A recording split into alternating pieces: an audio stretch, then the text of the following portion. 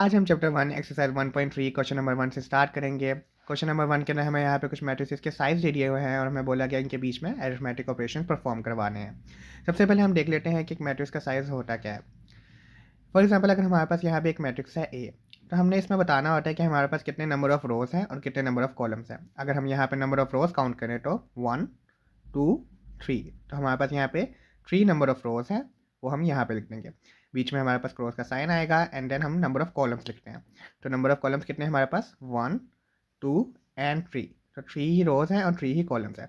तो ये है मैट्रिक्स में कहूँगा मेरे पास किस साइज़ का है, 3/3 साइज़ का है। साइज़ को हम अक्सर ऑर्डर भी कहते हैं। अब जो अरिथमेटिक ऑपरेशन हमने यहाँ पे परफॉर्म करवाने हैं वो इन साइज़ के बीच में करवाने हैं, मैट्रिक्स के बीच में नहीं। अब जो अरिथमेटिक ऑपरेशन हमने यहाँ पे परफॉर्म करवाने हैं वो हमने साइजेस के बीच में करवाने हैं, मैट्रिसेस के बीच में नहीं। तो फॉर एग्जांपल अगर मेरे पास यहाँ पे 3/3 है और इसके साथ अगर मैं 4/5 लिख दूँ तो मुझे उनके बीच में मल्टीप्लिकेशन या एडिशन करवानी है।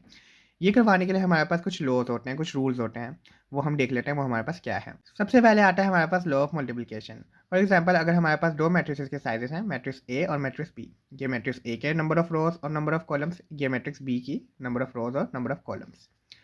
अब अगर मैट्रिक्स ए के नंबर ऑफ कॉलम्स जो है वो मैट्रिक्स बी के नंबर ऑफ रोज के साथ मैच कर जाते हैं, तो हम आंसर में क्या लिखेंगे, number of rows of matrix A and number of columns of matrix B. For example हमारे पास यहाँ पे क्या है, दो मैट्रिसेस हैं ए और बी, ठीक है। इनके साइजेस क्या है, 2/2 मीन्स 2 रोज एंड 2 कॉलम्स, और इसका साइज क्या है 2/2, 2 रोज एंड 2 कॉलम्स। हमने क्या करवाना है, ए बी को मल्टीप्लाई करवाना है, ठीक है। तो मैं इसका साइज एक दफ़ा यहाँ पे लिख दूंगा और इसका साइज एक दफ़ा यहाँ पे लिख दूंगा। देन मैं देखूंगा कि जो मेरा मैट्रिक्स ए है क्या उसके number of columns matrix B के नंबर ऑफ रोज के साथ मैच कर रहे हैं। ये रहा मैट्रिक्स ए, ये रही इसके नंबर ऑफ कॉलम्स, और ये रहा मैट्रिक्स बी, ये रही इसकी नंबर ऑफ रोज। तो क्या ये मैच करें, हाँ ये मैच कर रहे हैं। तो अब मेरे पास आंसर में क्या आएगा, पहले मैट्रिक्स के नंबर ऑफ रोज और सेकंड मैट्रिक्स की नंबर ऑफ कॉलम्स, 2/2 मेरे पास यहाँ पे आंसर आ जाएगा। तो ऑर्डर ऑफ ए बी, यहाँ पे आप साइज भी लिख सकते हैं, order of A B will be 2/2। Okay, next हमारे पास लास्ट लॉ आता है, वो होता है लॉ ऑफ एडिशन। उसमें क्या होता है, अगेन वही एग्जांपल कि हमारे पास दो मैट्रिसेस हैं, matrix A and matrix B. तो अगर मैट्रिक्स ए के number of columns matrix B के नंबर ऑफ कॉलम के साथ मैच कर जाते हैं और मैट्रिक्स ए के number of rows matrix B के नंबर ऑफ रोज के साथ मैच कर जाते हैं, तो इसका आंसर सेम ही आता है। फॉर एग्जाम्पल हमारे पास यहाँ पे क्या है, अगेन दो मैट्रिसेस हैं ए और बी, ठीक है, वही प्रीवियस एग्जाम्पल है। ऑपरेशन क्या परफॉर्म करवाने, ए प्लस बी, ठीक है। तो हमारे पास इसका साइज क्या है 2/2, इसका साइज क्या है 2/2। तो यहाँ पे हमारे पास नंबर ऑफ कॉलम्स जो हैं पहले मैट्रिक्स के वो सेकंड मैट्रिक्स के नंबर ऑफ कॉलम्स के साथ मैच कर रहे हैं, और जो नंबर ऑफ रोज हैं वो सेकंड मैट्रिक्स की नंबर ऑफ रोज के साथ मैच करिए। तो answer same as it is यही आ जाएगा जो इसका ऑर्डर होगा 2/2। ओके, अब हम मूव करते हैं क्वेश्चन की तरफ। सबसे पहले हमारे पास क्वेश्चन क्या है, बी ए, हमने बी और ए को क्या करवाना है, मल्टीप्लाई करवाना है। बी का साइज क्या है हमारे पास 4/5, ए का साइज क्या है 4/5। तो लॉ ऑफ मल्टीप्लिकेशन में हम क्या देखते थे कि जो हमारे फर्स्ट मैट्रिक्स का नंबर ऑफ कॉलम्स है वो सेकंड मैट्रिक्स की नंबर ऑफ रोज के साथ मैच करना चाहिए। क्या वो यहाँ पे मैच कर रहा है, वो यहाँ पे मैच नहीं कर रहा, तो हम सिंपली यहाँ पे क्या लिख देंगे, undefined. Okay, next part B के अंदर ए बी ट्रांसपोज, ठीक है। अब बी ट्रांसपोज क्या होता है, अगर हमारे पास एक मैट्रिक्स है बी, फॉर एग्जांपल 1 3 2 4, तो ट्रांसपोज में हम क्या करते हैं, नंबर ऑफ रोज को नंबर ऑफ कॉलम्स में चेंज कर देते हैं। फॉर एग्जांपल हमारे पास ये क्या है 1 2, ये क्या है हमारे पास कॉलम है, ठीक है, इसको हम रो बना देंगे। तो ये 1 2 यहाँ पे रो बन जाएगा, और ये जो 3 4 है ये भी यहाँ पे कॉलम है, तो क्या बन जाएगा, रो बन जाएगा। इसको हम कहते हैं ट्रांसपोज लेना। तो उसके बाद अगर हम यहाँ पे देखें तो यहाँ पे हमारे पास ए का साइज दिया हुआ है 4/5, बी का साइज दिया हुआ है 4/5। चूंकि यहाँ पे उसने बोला कि बी के ट्रांसपोज के साथ मल्टीप्लाई करवाना है, तो हम क्या करेंगे, इसको 5/4 लिख देंगे। जो हमारे पास नंबर ऑफ रोज है वो नंबर ऑफ कॉलम्स बन जाएगी, ठीक है। उसके बाद हमने इसको क्या करवाना है, मल्टीप्लाई करवाना है। तो ए बी को जब हम मल्टीप्लाई करवाएंगे हमारे पास यहाँ पे क्या आ जाएगा 4/5, ओके, एंड बी टी की वैल्यू 5/4।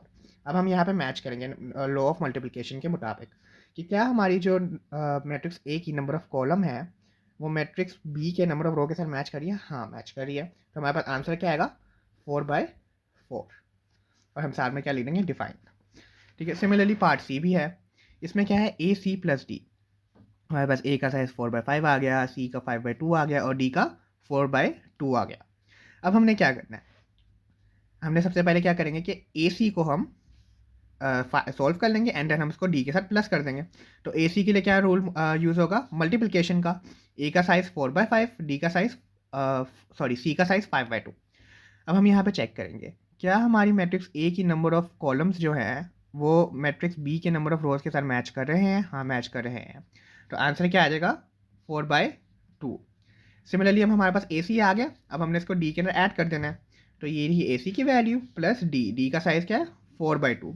हमने यहाँ पे 4/2 लिख दिया। अब ये क्या है, लॉ ऑफ एडिशन लगेगा। वो क्या था कि अगर हमारे पास जो हमारी मैट्रिक्स ए के नंबर ऑफ कॉलम्स हैं वो मैट्रिक्स बी के नंबर ऑफ कॉलम्स के साथ मैच कर रहे हों, और जो मैट्रिक्स ए के नंबर ऑफ रोज हैं वो मैट्रिक्स बी के नंबर ऑफ रोज के साथ मैच कर रहे हो, तो आंसर क्या आ जाता है, सेम आ जाता है। तो इसका आंसर क्या आएगा, 4/2, और साथ हम क्या लिख देंगे, डिफाइंड।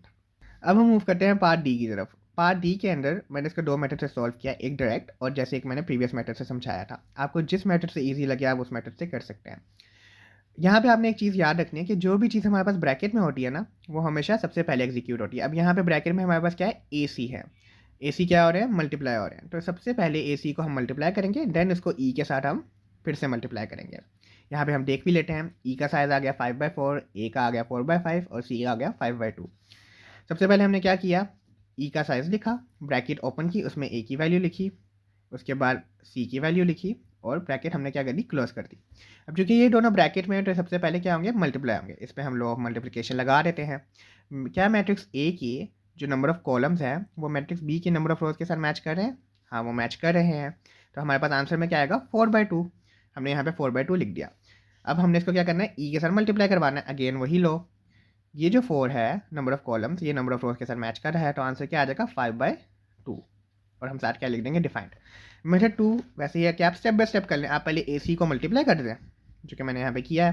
यानी ए सी को आप मल्टीप्लाई करवाने के बाद ई के साथ मल्टीप्लाई करवाने, आप डायरेक्ट ना लिखें, ऐसे ना लिखें। आप पहले ए सी को करवा दें, देन ए सी को ई के साथ मल्टीप्लाई करवा के ऐसे लिख दें।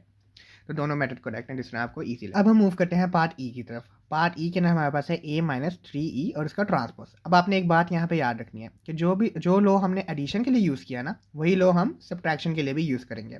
ठीक है, अब हम मूव करते हैं सवाल की तरफ। तो सवाल में हमारे पास ए का साइज़ आ जाएगा 4/5, ई का साइज़ आ जाएगा 5/4, जिसका हमने बाद में ट्रांसपोज लेना है, और 3 साथ आ जाएगा। यहाँ पे हमने लिखा a-3et, ए की वैल्यू लिखी, -3 5/4 का ट्रांसपोज। सबसे पहला काम हम क्या करेंगे, हम ट्रांसपोज ले लेंगे। तो 5/4 का जब मैं ट्रांसपोज लूँगा वो क्या हो जाएगा, 4/5 ऑपोजिट हो जाएगा। ठीक है, अब यहाँ पे आपने एक बात याद रखनी है, ये जो हमारे पास 3 है ना, ये हम इसको इग्नोर कर सकते हैं। हम इसको इग्नोर क्यों कर सकते हैं, वो मैं आपको एक एग्जाम्पल के थ्रू समझाता हूँ। फॉर एग्जाम्पल, अगर मेरे पास एक मैट्रिक्स है जिसके अंदर 3 हम मल्टीप्लाई कर रहे हैं, फॉर एग्जाम्पल 1 1 2 2। ठीक है, अब इसका साइज़ क्या है, 2 रोज और 2 कॉलम्स, 2/2 का इसका साइज़ है। ठीक है, अब मैं इसके अंदर 3 मल्टीप्लाई करवाता हूँ। ये क्या हो जाएगा, 3 3 3 2 6 3 2 6। ठीक है, इसकी वैल्यूज तो चेंज होगी, क्या इसका साइज़ चेंज हुआ, ये अभी भी 2 रोज ही हैं और 2 कॉलम्स ही हैं। 2/2 का ही मैट्रिक्स है, और हम यहाँ पे किसके साथ अरिथमेटिक ऑपरेशन परफॉर्म करवा रहे हैं, साइज़ के साथ। तो 3 को मल्टीप्लाई करवाने के बाद साइज़ फिर भी सेम ही रहा, तो इस वजह से हम यहाँ पे क्या करेंगे, 3 को इग्नोर कर देंगे। क्यों, क्योंकि वो साइज़ को अफेक्ट ही नहीं करता। तो यहाँ पे हमने क्या किया, 3 को इग्नोर कर दिया। उसके बाद हमने क्या करना है, इन दोनों को सब्ट्रैक्ट करवाना है। सब्ट्रैक्ट के लिए कौन सा लॉ यूज़ होगा, एडिशन वाला लॉ ही यूज़ होगा। वो कैसे करते थे हम, कि जो आपकी मैट्रिक्स ए की नंबर ऑफ कॉलम्स है वो मैट्रिक्स बी के नंबर ऑफ कॉलम्स के साथ मैच करने चाहिए, और जो मैट्रिक्स ए के नंबर ऑफ रोज हैं वो मैट्रिक्स बी की नंबर ऑफ रोज के साथ मैच करने चाहिए। सेम काम हमने यहाँ पे किया, ये दोनों सेम आ रहे हैं, तो आंसर क्या आ जाएगा, 4/5, और साथ हम क्या लिख देंगे, डिफाइंड। अब हम मूव करते हैं पार्ट एफ की तरफ, जो कि क्वेश्चन 1 का लास्ट पार्ट है। इसके अंदर ई दिया हुआ है और ब्रैकेट में 5b + a है, और हमने प्रीवियस क्वेश्चन में सीखा कि जो चीज़ ब्रैकेट में होती है हम उसको सबसे पहले एग्जीक्यूट करते हैं। ई का साइज़ लिख लिया, बी का साइज़ लिख लिया और ए का साइज़ लिख लिया। यहाँ पे सबसे पहले ई का साइज़ आ जाएगा 5/4 सॉरी, देन ब्रैकेट ओपन 5, और फिर बी का साइज़ 4/5 प्लस ए का साइज़ 4/5, और ब्रैकेट हमने क्या कर लेनी है, क्रॉस कर लेनी है, क्योंकि अब ये ब्रैकेट में सबसे पहले ही हम इसको एग्जीक्यूट करेंगे। हमने अभी लास्ट क्वेश्चन में सीखा है कि हम 5 को इग्नोर कर सकते हैं। क्यों इग्नोर कर सकते हैं, क्योंकि अगर मैट्रिक्स का साइज़ 2/2 है तो 5 को जब मैं उसके अंदर मल्टीप्लाई करवाऊंगा उसका साइज़ फिर भी 2/2 ही रहेगा, और हम यहाँ पे किसके साथ काम करें, हम साइज़ के साथ काम करें। तो जो 5 है इसका साइज़ के ऊपर कोई भी इफेक्ट नहीं होगा, इस वजह से हम इसको क्या कर सकते हैं, इग्नोर कर सकते हैं। इसको हमने यहाँ पे इग्नोर कर दिया।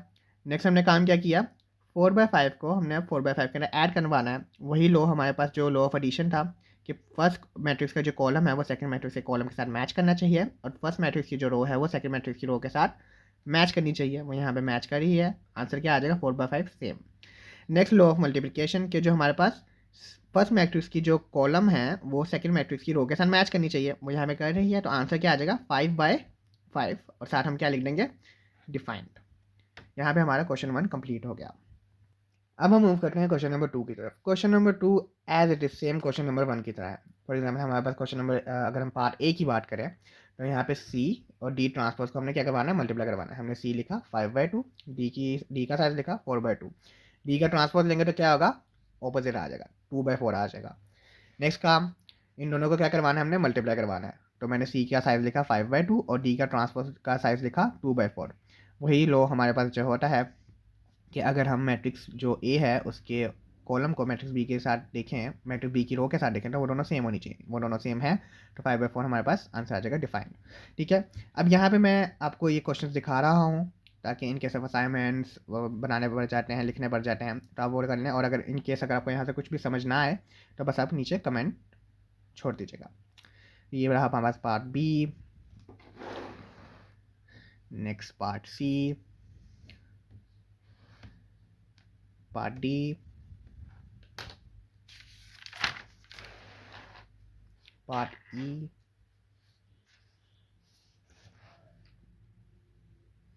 and part F.